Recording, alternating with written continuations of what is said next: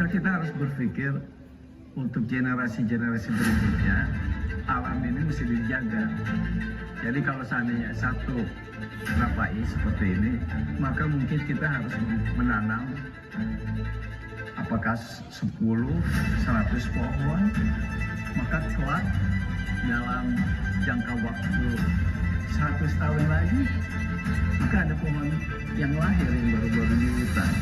Yang mungkin sekarang ini problemnya di bumi ini, orang-orang membabat hutan, sehingga mungkin generasi berikut kalau sudah melihat Rapai, message-nya itu adalah menanam pohon.